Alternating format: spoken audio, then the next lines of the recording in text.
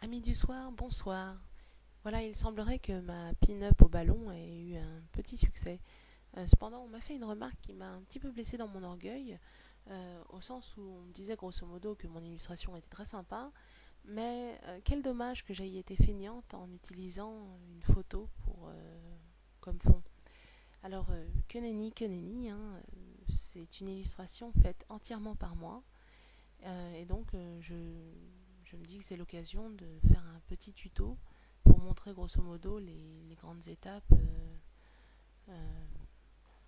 que j'ai franchies pour obtenir un décor qui a priori semble suffisamment réaliste pour être pris pour une photo. Voilà. Donc on ouvre un document. Je préviens tout de suite, c'est un speed, hein, donc faut pas s'attendre à voir une version péchue. Donc on ouvre un document au format désiré. Comme c'est un paysage océanique, je prends comme couleur de fond un bleu azur. J'y ajoute un dégradé bleu marine en haut et un bleu clair que je vais situer plus ou moins à mi-hauteur de l'illustration.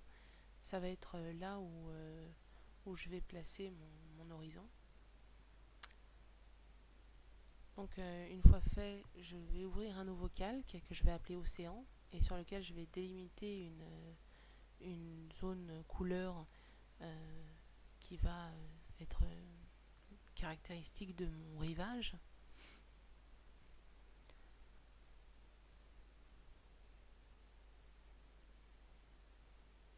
Voilà. Maintenant, je vais lui mettre la couleur turquoise, turquoise lagon, et je vais y ajouter un turquoise foncé en dégradé pour lui donner un peu de profondeur.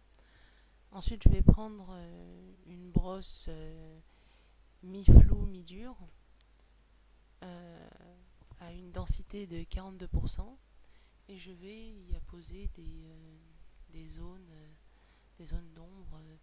Bon, comme c'est un speed, c'est un peu bâclé là, mais avec plus de temps et d'attention, ça donne quelque chose de vraiment sympa. Donc je répartis ça un petit peu au petit bonheur la chance.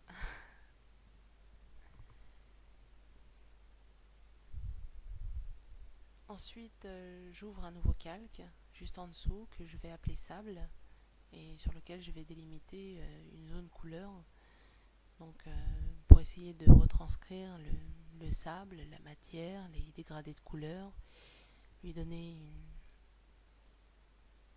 uniquement avec mes brosses.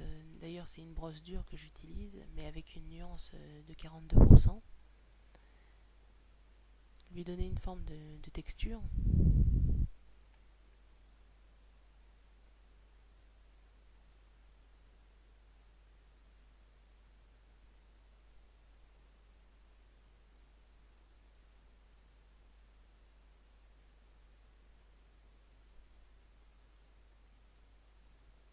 Bon, alors, je ne suis pas une pro hein, dans les décors et paysages, etc.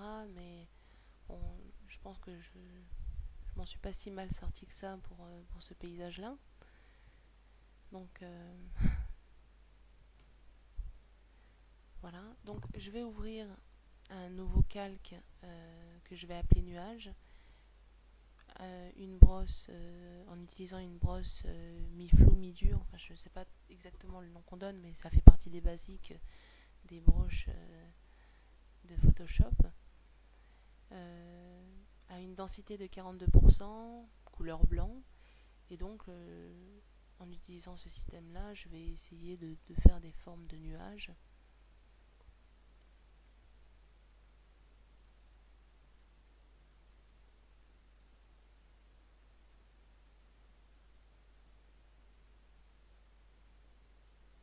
En essayant de rester le plus réaliste possible.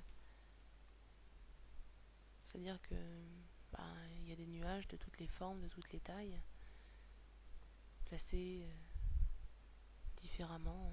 Donc voilà. Ensuite, je vais prendre l'outil gomme, euh, une brosse floue,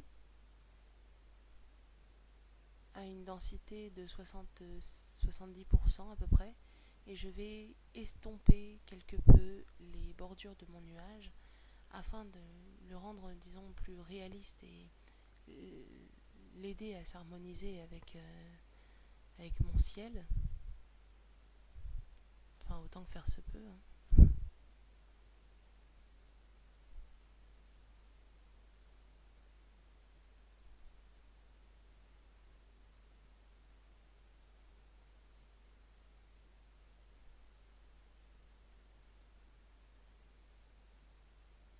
Voilà. Donc déjà là on a fait la moitié du travail. Bon ensuite,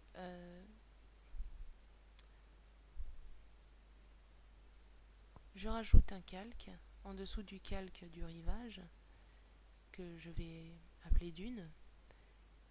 Parce que j'aime bien dans des paysages tels que celui-ci rajouter des silhouettes en ombre. Je trouve que ça donne plus de dynamisme et de vie. Et disons que ça contribue à l'aspect réaliste du paysage. Bon, une fois ça fait, hein, évidemment c'est selon l'inspiration, je m'occupe des textures. Donc je vais sur Google, je tape texture plus eau et je choisis parmi toute la sélection l'image qui correspond le mieux à ce que je désire, ce que j'attends. Et donc je l'importe sur mon image, sur mon illustration, et ensuite je modifie cette texture en fonction de mes desiderata, en fonction de ma forme prédéfinie, de mon rivage, de la forme que je veux lui donner. Donc voilà, et une fois fait, je vais modifier les propriétés du calque.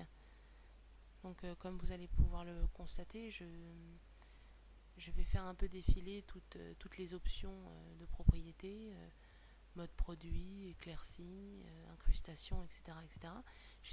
jusqu'à trouver l'état qui va, disons, le mieux correspondre à ce que je veux, c'est-à-dire qu'on puisse voir qu'il y a une texture sans qu'on se dise oh là là, attends, c'est trop bizarre pour être vrai.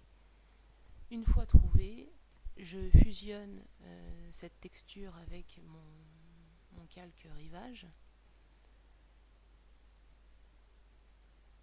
pour pouvoir ensuite prendre l'outil gomme en densité, en opacité 80%, et j'estompe quelque peu les abords de mon rivage pour que se fondent les couleurs et de mon rivage et les couleurs du calque en dessous, nommé sable.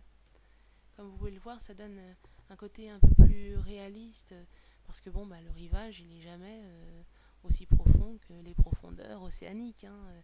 Il y a ce mélange de couleurs sable, d'écume, etc. Donc l'outil gomme me permet d'intégrer ça.